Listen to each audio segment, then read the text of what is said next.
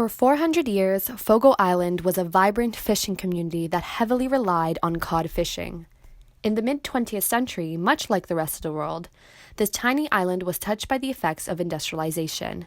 Soon, multinational food production corporations noticed the value of Fogo Island and its shores.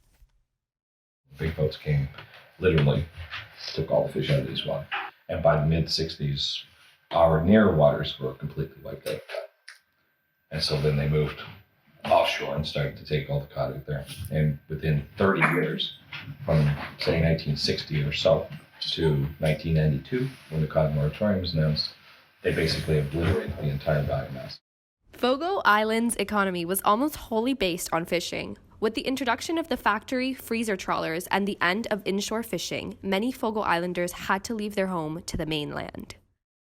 I'm an 8th generation Fogo Islander. Our family are 8th generations here. Our generation is the first generation to not fish. Our father left fishery in the mid-1960s at peak cod. So more cod was being caught in the mid-1960s than before or since. Couldn't make a living fishing for cod at that time, provide for a family of 7, and so he left the fishing. By the late 60s, the government of Newfoundland decided that the best way to handle the economic despair of the community was to resettle the population to the mainland. Most Fogo Islanders, however, did not want to do this. At the time, Fogo Island was heavily divided into separate communities that did not openly communicate. This made it difficult for the islanders to voice their opinions and concerns to the government. Then, in 1967, a project by the NFB called Challenge for Change decided to document the situation in Fogo Island. This was one of the first of many times that art was able to help this community. The National Film Board had an anti-poverty program called Challenge for Change, exactly. And Memorial University at that time had an extension service, and they got together, and a filmmaker by the name of Colin Lowe came here and used film to do 2 things. Number one, to help people to get to know each other, and I'll explain that to you in a minute, and to start a conversation about what to do. Because no fish, no Fogo Island, that's all we did. That's all we knew. With the help of the National Film Board films, a fishing co-op was created, and for the first time, Fogo Island's communities came together to envision a future for its people. As a result, they were able to resist government resettlement. However, things on the island never went back to the way they were before. We fast forward 50 years from the time my father left the fishery to 2014, our fishers were getting paid less for cod in 2014 than what they got paid in 1985.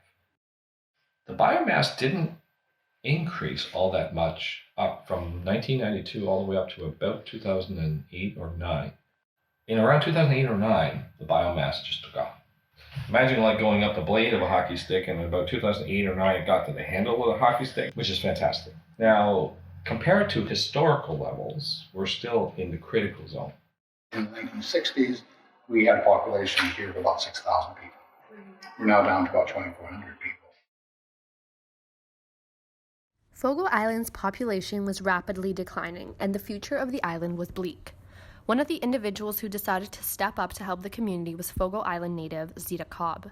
After achieving great success in her professional life throughout Canada, Zita returned to the island, and with her brothers, Alan and Tony Cobb, founded the charity Shorefast.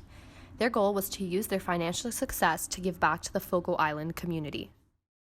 We started a scholarship program here on Fogo Island, sending people off to universities, community colleges. And in one of the annual reviews, one of the women said to us, "You are doing a good thing, but do you realize what you're really doing? You're educating more people to leave. Can't you do something to create jobs so that our people can come back?" What could we do here? We grew up here, all the 3 of us. So what we did was we actually sat down and over a period of time created a bubble diagram of all the assets we thought this island had. What we decided to do was to take charitable donations and to use those to create economic assets for the community so that these economic assets would sustain the community for a long time, create jobs in the process, make money. What happens when you live in the middle? What happens if a business serves social purpose as well? To Zita, Tony, and Alan, building a Fogo Island Inn presented an opportunity to reach that middle. the Cobbses decided to join the goals of a charity and a business by building the inn under the Shorefast Foundation. It was a business thinking and a community economic development thinking. And they both relate to scale and economic return. By being owned by a charity, the charity has an obligation to then be in service of its mandate, which is to serve the local community. It is, in essence, as close a structure as we can have buildings and businesses owned by a community. You need to build on what you have and what you stand for as part of your base. So one of the different approaches that has been taken by Shorefast is how do we build this secondary leg to the economy? In a lot of business cases, there'd be a national study, they'd look what's happening across the country, we'd look at where money is being invested in other communities. How do we attract some of that here? The exact opposite approach was taken, and it was an approach called asset-based community development. What it is you start at the very local level of a community, and you start doing a bit of an investigation of what is already there. So then trying to attract money for something that you don't have yet, you're looking at what are our assets here. And that means talking to the local community, the geography, the people, the history, all the physical capital that's there, and asking the questions. What do we know? What do we have? What do we miss? And what do we love? Then what are we going to do about it? Using asset-based community development, it became apparent that the isolated location and scenic geography makes Fogo Island a unique travel destination. When coupled with the locals' natural talent for hospitality, Zita and her brothers knew that they would be able to create an experience-based high-end inn. We knew that we wanted to maximize return to the community. We also knew that we were going to have to spend a lot of money and create something that is modern and appealing, but that also contains our built heritage and our traditions here. That costs money, right, to do. We bring small numbers of people, paying a lot of money to come here, give them a total immersion in the culture, both in terms of the architecture and design, as well as the exposure to the community when they come here. The economic return to the island is much greater. Our definition of right pricing is that it reflects the true cost. We're not making millions in profits. Although the inn is at a higher price point, it is the cost in order for us to have fair labor, buy local, support local. And again, into our structure, we do have that there is a surplus embedded in to the pricing model such that the charity has some spin-off. Profit goal is 15% of our top line revenue, and profits belong to the common good. Everything inside the inn, from the wooden planks used in the foundation to the hangers in the closet, was sourced as locally as possible. For Zita, Tony, and Alan, environmental sustainability and fair wages were integral to the inn's operations. For everything we sell, including a stay at the inn, we produce what is called an economic nutrition label, which tells you the money inputs and also where the money goes geographically. There are about 800 households on the island. We touch about 300 of those financially in one way or another. We use the government formula for determining indirect and induced impacts. We figure on a GDP basis we contribute probably about $35-40 million a year to this economy. Since opening in June 2013, the inn has been wildly successful in being a sustainable and socially conscious business. They broke even in less than 3 years and have remained true to their initial goal of using the inn to build economic and cultural resilience on Fogo Island. We're always asking the question, what does art have to do with the price of fish? Turns out it's a lot. We did start with art and started to build studio across that you can see from here. Building the studios was also a very pragmatic decision too, because we had not built a contemporary building to the standards of architecture. We need to learn how to build those kinds of things before we started a building like this. We also needed to get attention. So we started getting press from the Design and Architecture magazine from the studios. We really feel that art is bringing a different perspective to the conversation, a missing perspective, and it really kicked off back in the 60s with the Fogo process. So this was really how art became such an important direction for Shorefast. the intervention between Memorial University and the NFB through the Fogo process was really what helped Fogo Island sustain itself after the COD moratorium. So it was this outside intervention of art, of the art of filmmaking, of taking video of each other in various communities that led to a solution. Viva has a very strong belief that art is a way of knowing that we should always have available to us no matter what we do for a living.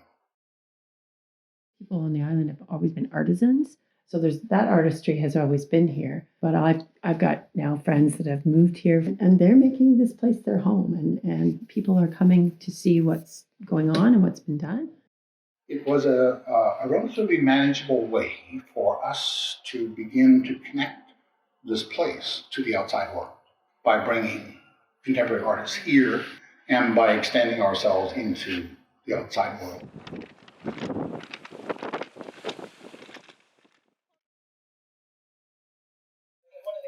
Elements that is missing in the financial world is this balance between the left side and the right side of the brain, the people side and the business side. They are not separate siloed worlds, although that's very much how our education system is structured and how finance is actually working in the world. I think that we've forgotten that economics is a social science and we've just made it a mathematical system. Economics, the actual definition is it's a social science. It doesn't make sense from a human scale perspective. Grow for what? Just to make more money. And that we should close every business school in the country and start from scratch. Because we teach in our business schools. We teach people to serve the shareholder. Why are we doing this? Who's benefiting? Who are we hurting? New people, particularly new people, need to go into these business environments and ask fundamental questions. Zine says, every decision you make should be governed by the whole, not the narrow perspective. And the business school teaches you to do the narrow, right? Most business decisions are made to see. The right answer is back there somewhere waiting to emerge. But business schools teach you, oh yeah, you've got to be decisive, act fast, be first to market, all that kind of stuff, right? Yeah. Have a high purpose in what you do. Look at things as a whole. What are the impacts of the decision you make, no matter what you do? And wait for it. Take some time and wait for the right decision. Talk to people.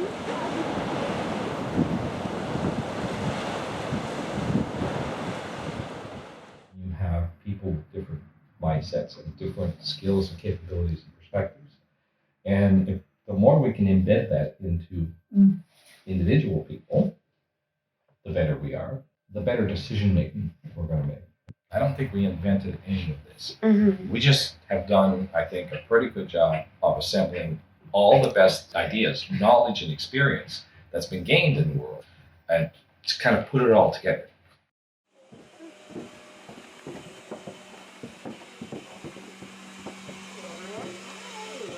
Social businesses are created to take the knowledge and the history that's on Fogo Island and all that we know and turn it into an economic engine. And the charitable programs have a continued investment in knowledge making, which we then take when we learn things through the charitable program, we bring that back into the social businesses. So the businesses are the economic engine, feeding into programs, programs feed knowledge back into the economic engine. We have small wooden boats called punts. They were the workhorse of the inshore fishery. They were all made locally, but our builders were dying off. There was no utility, no need for them anymore. So we started a punt race. Worked with the school to get students starting building punts, working with some of the younger people in the community. So we brought back that knowledge, which is quite unique. The art of walking upright is the art of using both feet. One is for holding on and one is for reaching out. And all that we're trying to do is hold on to the knowledge and all that's on Fogo Island, find a way to keep things as local as possible. But at the same time, reaching out to welcome a larger audience, be part of the global world. It's a constant shift, but that's really where growth comes from.